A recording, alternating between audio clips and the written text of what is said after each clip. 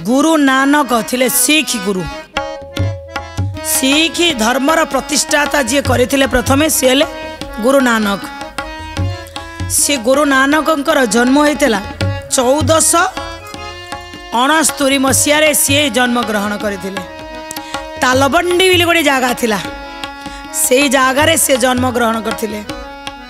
तांकर पितांकर नाम थिला मेहता कालू, मातांकर नाम थिला त्रिपदा देवी। से क्षत्रिय थिले किंतु समय अनुसार सी जिते 16 वर्ष बयस हो जाइछि। 16 वर्ष बयस छोट बड़ू तो एति भितर प्रतिभा थिला। छोट बड़ू जेबे सी छोट थिले तुलसी दुई पत्र बासिला बली छोट बड़े जदि गोटे भजन निजे निजे लिखुले निजे निजे ताको कंपोज करी निजे गाई दउथिले। एते भाव भक्ति थिला। तांको बापा देखुथिले ये गोटे अलगा दुनिया रे हबो बोधे। तांकर भी गोटे भौणी थिला। 16 वर्ष बयस रे तांकर परिवर्तन आसिला। सी आध्यात्मिक रास्ता रे पाद देले। संसार को केमिति मु आसीची काहेकि कौन करवा उचित, आमे केमिति एकाठी समस्ते बांधी रहिबा, ए संसार को केमिति भलरे रखिबा। 16 वर्ष बयस रे तांको भितरे चिंतन आसीथिला। किंतु 1400 रे सिना जन्म होइतिले 1500 समय रे सी कौन कले ना हरिद्वार आड़े बुली आसीथिले। से हरिद्वार रे देखिया को पाइथिले जे लोक माने कौन करथिले समते पूर्व को अनेगिरी गंगा नदी भितर पसी खाली सूर्य देव सहस्रांशो तेजोरासे जगतपते अनुकंप यमांग भक्त्वा गृहणार्घ्यं दिवाकर समस्ते दौजन। ओं सूर्याय नमः, ओं आदित्याय नमः, ओं भास्कराय नमः, ओं आकृष्णेन रजसा वर्तमान निवेशयन् मूर्त्यं मर्त्यं च हिरण्मयेन सविता रथेन देवयाति भुवनानि पश्यन्।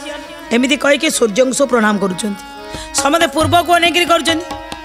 सी कौन कले टे पश्चिम को अनेगिरी पानी टिके टिके नहीं कहले मोर बापा को ये पानी टिके दौची, ये माँ को टिके पानी दौची, ये मोर पितृपुरुष को टे पानी दौची कहीकि पश्चिम को अनेक कर।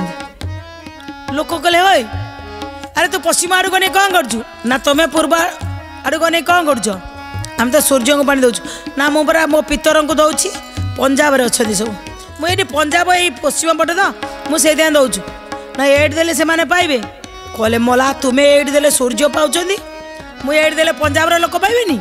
लोक सेती बळे चिंता कले ये गोटे दिव्य आत्मा, ये कौन हठात एमती गोटे लोक को चिंतन कला। अरे भाव भक्ति नथिले कहले एठी पानी दबो सूर्य पाइगले बाहरी चालाकी तमे आउ किछि कर्म करबनी खाली आसी गंगा कूल पहुँच के पानी दे दबो। लोक देखुले आ भितर किछि गोटे प्रतिभा अछि। जेतेबेला 38 बयस तांको हैला, से 38 वर्ष बयस रे से गोटे नदी रे स्नान करुचंती।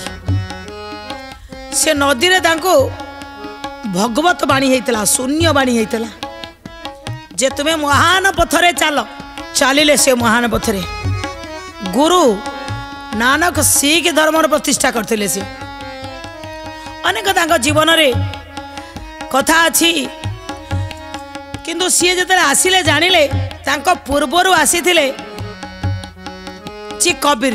कबीर आसीथिले केतेबेले ना कबीर आसिले 1358 रे, किंतु सी भी मध्य 1518 पर्यंत बचिछन्ती। सेतले बहुत समय रहउथिले।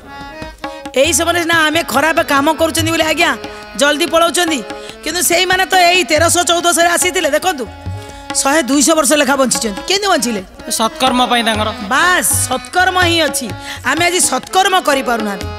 तेणु कबीर दासंग कथा नानक जानिले। काई टिके परीक्षा करदबा समसामयिक थिले। दी जन जाक कौन ना एका समयर कथा। थरे दुई जन जाक एकाठी भेट हेले पाखापाखि अच्छा। नानक कौन कले 2 अना पैसा कबीर दास को देले। कहले 2 अना नहीं जाओ 100 लोक को खाया को दे दिए पेट भरिक। सेतेबेले 2 अणाटा सेही भलिया हेथिबो। अरे से 2 अना रे केमिति 100 लोक को खाया को दे भाबिले। कहले 2 अना पैसा एइथरे 100 लोक खाइबे, किंतु परीक्षा करूचंती ନା ନଗ କବିର ଦାସ କହିଲେ ପରୀକ୍ଷାରେ କ'ଣ ମୁଁ ଫେଲ୍ ହେଇଛି? ଏମିତି ହେବନି। କାହିଁକି ନା ଦୁଇ ଜଣ ଯାକ ଧର୍ମକୁ ରଖିଛନ୍ତି କ'ଣ କହିଲେ ସଂସ୍କାର ସଂସ୍କୃତି ହେଉଛନ୍ତି ଆମର ଧର୍ମର ଦୁଇଟା ଡେଣା। ଏ ସଂସ୍କାର ସଂସ୍କୃତିକି ରକ୍ଷା କରିବା ପାଇଁ ଦୁଇ ଜଣ ଯୋଦ୍ଧା ଗୁରୁ ଏକା ସାଙ୍ଗରେ ଅଛନ୍ତି। ସେମାନେ ଧରି ରଖିବା ପାଇଁ ଚାହୁଁଛି ଜଣେ ଗୁରୁ ଆଉ ଜଣେ ଗୁରୁକୁ ପରୀକ୍ଷା କରୁଛନ୍ତି। ଦୁଇ ଜଣକୁ ପରୀକ୍ଷା ପାଇଁ ହାରି ବି ଯାଉନାହାନ୍ତି କବିର ଦାସ। ଧରିଲେ ସେ ଦୁଇ ଜଣ ଚାଲିଲେ ବଜାର। ଏହି ସମୟରେ ଦେଖିଲେ ଯେ ଗୋଟେ ଜାଗାରୁ ଯାଇଛନ୍ତି ଲୋକମାନେ ସଉଦା କିଣୁଛନ୍ତି। ଏକାଥରେ ବହୁତ ଲୋକ କହିଲେ କ'ଣ ପାଇଁ ଏତେ ସଉଦା କିଣୁଛ? ନା ଆମର ଆଜି ଭୋଜି ଦିଆହବ। ଯାଅ ବଢ଼ିଆ କ୍ଲୁଟା ପାଇଗଲେ। ହେଲେ ଭୋଜି ଦିଆହବ ତମର ଆଜି? କହିଲେ ହଁ ଯାଅ। ସେ 2 ଅଣା ଦେଇକିରି ହେଙ୍ଗୁ କିଣିଲେ। ହେଙ୍ଗୁକୁ ଧରି ଆସିଲେ। ଆସି ପହଞ୍ଚିଲା ବେଳକୁ ଦେଖିଲେ ସେଠଙ୍କ ଘରେ ରୋଷେଇ ହେଉଛି, ଭୋଜି ବାଜିଛି, ଗାଁ ସାରା ଲୋକ ଖାଇବେ। କହିଲେ ଆଚ୍ଛା। କହିଲେ ଆଜ୍ଞା ମୋର ଗୋଟେ ଛୋଟିଆ କଥା। କହିଲେ କ'ଣ? ଆଜି ଭୋଜି ଦେଉଛନ୍ତି, ମୁଁ ଟିକେ ଆପଣଙ୍କ ଭୋଜିରେ ସହଯୋଗ ହେଲେ ହଅନ୍ତାନି? କହିଲେ ହବ। ନା କ'ଣ କରିବ? ନା ଡାଲି ଛୁଙ୍କ ସଇଲାଣି? କହିଲେ ନାଇଁ। କହିଲେ ଡାଲି ଛୁଙ୍କ ହେଇନି? କହିଲେ ନା ନା ବଢ଼ିଆ କଥା।